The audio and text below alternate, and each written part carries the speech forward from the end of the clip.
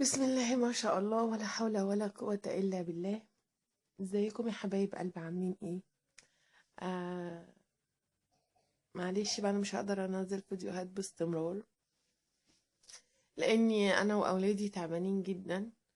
فانا بحاول كده ايه اعمل لكم، يعني اعمل لكم فيديوهات بحاجات بسيطة يعني. وفي كذا سؤال، حاضر والله حاضر. في حد قال لي المطبخ حاضر، بس اروق شوية كده. و... والأوضة النوم بتاعتي ربنا يسهل ان شاء الله. ان شاء الله هعمل لكم كل اللي انتوا عايزينه يعني. وحد قال لي برضو اتكلمي عن لنا فقرة عن تربية الأطفال. وفي كذا سؤال يعني صراحة، بس حاضر انا كاتباهم برضو مدوناهم في النوت بتاعتي. كل ده هعمله لكم، بس اما اخف شوية ادعولي بس. النهاردة ان شاء الله الفيديو هيكون عن مشترياتي، الحاجات اللي انا اشتريتها. آه، يلا نشوفها مع بعض. انا حاطه لكم اول حاجه. انا عندي تربو اصلا. اوه، انا عندي تربو اصلا في المطبخ، لونه بني بيج. فانا قلت هو محطوط تحت الحنف اللي هو بتاع الحنفية المطبخ دوت. فانا قلت جبت واحد تاني عشان احطه في مكان تاني، عايزه احط فيه حاجاتي. خليت التاني، شلت منه درجين عشان يكفي وحطيته تحت الحوض، وبقوا 3 ادراج بس، وشلت الدرجين.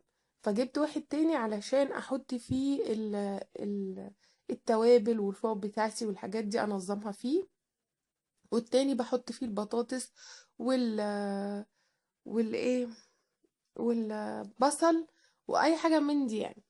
فده اول حاجه. انا لقيت ده جديد وشكله حلو وجميل قوي، عجبني في لمعه كده. هو طبعا البلاستيك نفسه مش محطوط عليه، البلاستيك نفسه مش محطوط عليه حاجه.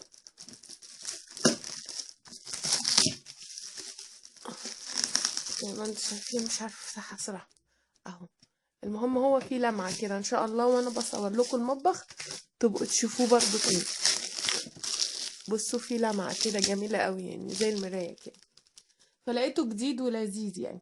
هو طبعا الرمادي ما عنديش حاجة رمادي في المطبخ بتاعي، بس قلت اهو تغيير يعني. كفاية اللمعة دي عجباني صراحة، فقلت لا انا هجيبه عشان اللمعة دي مختلفة يعني. ما شفتش حاجة بتلمع قبل كده في التربوهات وكده. يلا بقى نشوف بقية حاجتنا. بسم الله الرحمن الرحيم. يلا يا بنات، اول حاجة ده طقم كوبايات. لو الفقرة ما كملتش، يعني لو الحلقة بتاعتي دي ما كملتش اللي انا اوريكم حاجتي كلها، يبقى ممكن نعمله على فيديوهين عشان تبقوا عارفين. بس عشان لو خلصت ولسه في حاجات يبقى هعمله لكم على فيديو تاني، عشان طول الوقت بتاع الفيديو ده بيبقى ساعات ما بيرضاش يحمل لو الفيديو طويل يعني. بسم الله الرحمن الرحيم. قلت دوت ايه ده طقم كوبايات، عجبني جدا، عجبني قوي. هو فيه 3 انواع. كوبايه الشاي، بصوا جميل قوي وبسيط كده، ما فيهوش نحكشه كتير. ودي كوبايات الميه، ودي كوبايات سوري، دي كوبايات العصير، وده كوب الماء. في فرق بينهم طبعا. كوباية العصير بتبقى أصغر من كوباية المية. أنا لقيت الموضوع لذيذ قوي، بحيث أنا لما بحط حاجة في الصينية بيبقى الطقم كله شبه بعض، وبيبقى حاجة حلوة أوي شيك يعني. فأنا طبعا عندي كوبايات كتير جدا يعني ما أقولكوش، بس دايما ولادي يكسروا باستمرار ال الكوبايات بالاخص يعني. فدولت انا جايباهم للمطبخ فقط، لو جالي ضيف لو جالي حاجه او كده. فجبت ايه الطقم دوت. خلاص احنا كده شفناه مع بعض سريعا بس. بسم الله الرحمن الرحيم. جبت الورق اللي بيتلزق على ظهر البوتاجاز. جبت 2 تقريبا. ده لونين شبه بعض، سوري. ده لونين شبه بعض، وده لونين شبه بعض، وده لونين شبه بعض. جبت 3 ألوان مختلفين. 2. هو الواحد كان ب4 جنيه، الواحد ب4 جنيه، فأنا جايبة 6.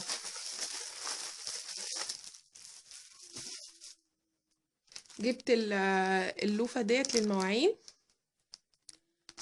ديت مكتوب عليها 11 جنيه. لو حد يعني سألني في الاسعار، انتوا بتحبوا تعرفوا اسعار الحاجة ويبقى عندكم فكرة، عشان لو جبتوا يبقى ايه عارفين الاسعار. دي ب11 جنيه الاتنين دول. طيب انا ما قلتلكوش طقم الكوبايات. طقم الكوبايات دوت انا جايباه ب125. هو طبعا سعره كويس جدا، يعني ان انا اجيب كأني 3 طقمة ب125 كويس جدا، يعني لقيته موفر وحلو. الستيكر اللي بيتلزق دوت الواحدة ب4 جنيه. السكتش اللي هي بتاعت المواعين ديت قلت لكم بكام؟ ب11 جنيه. وديت الواحدة ب5 جنيه برضو بتاعت المواعين، بس اللي هي البلاستيك اللي فيها بلاستيك خشن شوية دي برضو ب5 جنيه. انا مش عارفة انتوا شايفينه ولا لا، مش عارفة الحقيقة. المهم ما علينا. جبت مقص للمطبخ والحاجات ديت ب9 جنيه للمطبخ فقط، للأكل والحاجات دي وكده. هو برضو بتاع مكسرات، يعني ينفع يعمل مكسرات وينفع فتاحة وينفع أقص بيه السمك أو فراخ، فأنا جبته للمطبخ بس. ديت كان عندي واحدة قبل كده، أنا قلتلكوا كان عندي منها وبستعملها، بس كان لونها لبني تقريبا، فأنا قلت خلاص بقى إيه، فما بقيتش استعملها وبقيت استعمل الشراب بتاعي اللي انا قلت لكم قبل كده في فيديو بستعمله وانا بلمع الموبيليا بتاعتي. فانا جبت ديت علشان بلمع حجرة النوم بتاعتي بيها فقط، انما الكراسي والسفرة بقيتها وكده بالشراب اللي انا بلبسه في ايدي. جبت دي شماعة اللي هي بتاعت ال القشربات والحاجات ديت. بصوا يا بنات انا جايباها بكام؟ ب29 جنيه. فانا سمعت حد تاني على اليوتيوب، صاحبي حبيبتي يعني، كانت جايباها ارخص من كده، فمش عارفه، انا مش عارفه يعني اشمعنى، يعني ممكن عشان المنطقه، حسب المنطقه، مش عارفه بقى. المهم دي ب29 جنيه. جبت الدودي بنتي ديت زي الكاب كده، ايس كاب كده شتوي، واللي اسمه ايه ده الشال بتاعها ماشي، تلبسه كده، هي بتحب الحاجات دي، فدايما اي اشكل لها منهم يعني. فدوت كان ب20 جنيه وكان سعره كويس، يعني بتاع أطفال على فكرة مش كبار. الشماعات برضو، الشماعات يا بنات دولت 4 شماعات. 4 شماعات ب21 جنيه. معرفش ليه برضو، يعني متهيألي هم غليوا ولا ايه، كل حاجة غليت صراحة يعني انسوا. دي من زهران طبعا. هم نوعهم حلو، هم نوعهم حلو صراحة، والميزة اللي فيهم اللي دي متحركة، دي ايه متحركة كده هو، فبينفع بقى بدل ما تيجي تعلقيها، هو يعني هقول لكم، بدل ما تيجي تعلقيها لازم تلتزمي باتجاه معين، لا دي ممكن لو انت بتعلقي تجيبيها كده او تجيبيها كده. دولت ال4 كانوا ب21. جبت برضو دول على فكرة اصغر من الطبيعي، يعني الطبيعيين هم، يعني دولت الدولاب الكبير اللي هي انا، انما دول دولاب الاطفال، يعني دول يعتبر الصغيرين. برضو جبت 4 تاني ب21. ودولت ليا انا، دول كام؟ 2 4 6، يبقى دول 6 ب17 جنيه. طبعا الماركة والنوع يختلف. دول 17 جنيه الستة. برضو شفت تويتر تانية عاملة صراحة اسعار، انا مش عارفة تجيبوا الاسعار دي منين صراحة، مستغربة يعني، مش عندي منها خالص اللي انتوا بتقولوا عليه.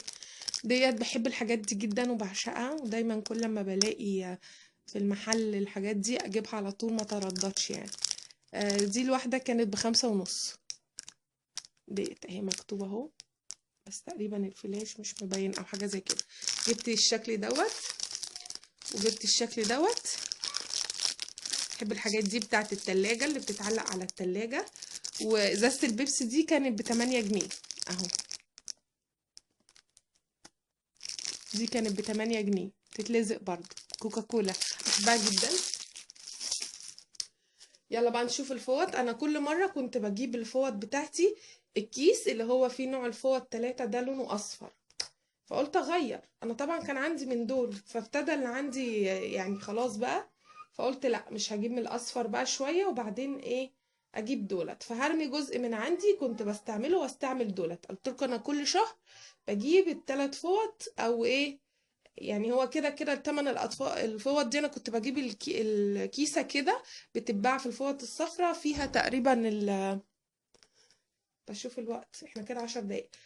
بيبقى فيها 3 فوط، ال3 فوط في حدود 37 جنيه او 38 جنيه. فانا قلت لا هغير، ما اجيب من دولت احسن عشان اعرف اغسل. دي كانت ب6 جنيه ونص الواحده من دي، 6 جنيه ونص. انا معرفش بقى مبين لكم ولا لا، هو عشان انا عامله الفلاش يا بنات عشان النور يبقى واضح، عشان في بنات بتقولي الصوره غامقه الصوت واطي، وانا ما فيش اعلى من صوتي صراحه. ده ممكن اصدر لكم صوت يعني. وديت ب7 ونص، عجبتني جدا. ديت لقيتها ب7 جنيه ونص وعجبتني قوي وكبيره وجميله صراحه هي. دي اللي لقيتها لقطه.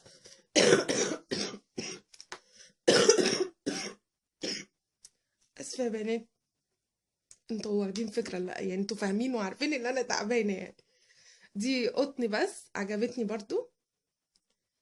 وديت انا قلت لكم ب7 جنيه، انا اتلخبطت، ودي ب6 ونص والتانية ب7 ونص تقريبا. وجبت برضو من الصغيرة ديت تقريبا ب4 جنيه، قطن بس قطن قطن يعني. وديت ودي برضو اخت التانية ب7 ونص. جبت كذا واحدة يعني، بس المشكلة للأسف اللي مفيش من قطن الطبيعي دوت ألوانات، فلقيت الألوانات دولت. ودي برضو ب6 ونص أختي دي، يبقى دي ب6 ونص ودي ب6 ونص ودي ب4، 2 ب4 و2 ب7 ونص و2 ب6 ونص. تمام. قلت تغيير بقى وعشان اغسل فيهم براحتي، عشان ممكن الصفرة بعد وقت برميها ما بغسلش. جبت الازازة دي طبعا، واتأكدت اللي هي الرقم بتاعها ال5 قبل ما اجيبها، اللي هي تكون صحية ونعرف نشرب بيها. فديت كان نازل عرض عليها، فلقيتها حلوة يعني، فجبت 2. الواحدة كانت ب10 جنيه، فجبت 2 كده. قلت ايه العصير او اي حاجة حطهم ايه قدام الولاد كده، ولا يعني اي حاجة يعني تنفعني في اي حاجة. خلاص. وده اللوكلوك جبته لدودي، دوت كان سعره 15 جنيه. بعمل لكم زوم. ده كان سعره 15 جنيه. يلا عشان نخلص كله ايه في الفيديو واحد. وديت كاسة كده عجباني، دي ينفع بتاعت شاي برضو، قلت عشان ولادي ده نستعملها هنا في البيت او في ضيف او كده يعني. انا عندي برضو كوبايات، بس يعني عجبني شكلها لذيذ. قلت هجيبها. جبت منها 6، وكان سعرها تقريبا 25 جنيه، وبرضو سعره كويس جدا. انا عندي طقم توابل حبيت اغيره، في واحد عندي جزء منه اتكسر من هنا. عندي طقم زي ده، عندي طقم كبير طبعا، وعندي طقم الصغير ده اللي بحط فيه فلفل، اللي بيبقى تحت ايدي دايما فلفل وكمون وبهارات، ده بيبقى دايما تحت ايديا. ففي جزء من واحده اتكسرت من هنا، الفلفل الاسود، كل لما اجي اجيبها يروح مدلوق كده عليا بقى ايه وشطشط. فالمهم رحت جايبه ال3 دول غيرهم، لذيذ. ومش عايزه حاجه يعني تكون غاليه قوي اللي هو استعملها يعني بالحامل بتاعه. هطلعه لكم برضو. الحاجات اسعارها نار تحت يا بنات. ربنا يكون في عون البنات العرايس والله بجد واهاليهم، الله يكون في عونهم بجد، وسع رزق كل الناس يا رب. اهو يا بنات، شكله لذيذ. كان في منه لبني بس ايه يعني انا اخترت دوت يعني، وقلت اللون ده بنكوكي حلو كده. جبت ديت بتاعت اللبن، اللي لما اللبن يجي يفور نحطه فيها وهو بيغلي، اغسلها كويس جدا طبعا واحطها في اللبن، بحيث لما يجي يفور دايما انسى اللبن. والمشكله دي برضو عند ماما، اختي دايما تنسى برضو اللبن، بنلحق اخر كوبايه في اللبان. ماما تقول عادتكم يعني ما فيش فايده فيكم، سواء اللي اتجوز او اللي ما اتجوز. فديت دي بتتحط جوه اللبن كده عشان ايه يقعد يغلي مع نفسه ما يخلوش يفور. بس هي دي كانت مشتريات. في حاجه كانت وقعت، اوبا شفتوا بقى كنت اضحك عليكم، وفي حاجه ما كنتوش هتشوفوها. بس ديت كده خلصت. دولت 4 علب لزاز، قلت هجيبهم احط فيهم. انا ما بحبش اخزن حاجتي على فكره في البلاستيك وكلام من ده، واقعد املى ذره في المطبخ، ما بحبش كده يعني. بس هشوف ايه اللي ينفع ويستاهل ويقدر يقعد في علب بلاستيك زي ديت ويتحط في المطبخ. تمام. دولت 4 علب. انا اخترت اللون ده، حسيت اللي هو هادي شويه. جبتهم عشان ايه احط فيهم البتاع. وكان عارضهم عرض صراحه، كانوا تقريبا ال24 جنيه. ده كان عرض عليهم. بس كده حاجاتي خلصت. يا رب يعجبكم الفيديو. ويا رب تكونوا بتتبسطوا في قناة أسرار شيري. وبتحسوا ان انتوا بتطلعوا معلومة. لو عجبكم الفيديو دوسولي لايك وشير، شيروه بين كل اصحابكم عشان قناتي تكبر بيكم، وتعملوا مشاركة. هقول لكم تاني عشان في بنات بتدخل تتفرج ونفسها تعمل مشاركة بس مش عارفة. في تحت الفيديو مربع كده لونه احمر، لو بالصفحة بتاعتك بالعربي مكتوب عليه الاشتراك. جنبيه في جرس، لازم تدوسي على الاشتراك كده اشتركتي في صفحتي. طب تعرفي منين اللي انا بنزل كل جديد؟ تدوسي على الجرس عشان يجيلك اشعارات، كل ما انزل حاجه على اليوتيوب يجيلك اشعار اللي انا نزلت فيديو جديد. طب لو بالانجليش بقى الصفحه بتاعتك هتلاقي مكتوب على المربع الاحمر سبسكرايب، اللي هي كلمه اشتراك برضو بس بالانجليش، وبرضو تدوسي عليها وتدوسي على الجرس. بس يا رب اكون فدتكم في شيء. شكرا، والسلام عليكم ورحمه الله وبركاته.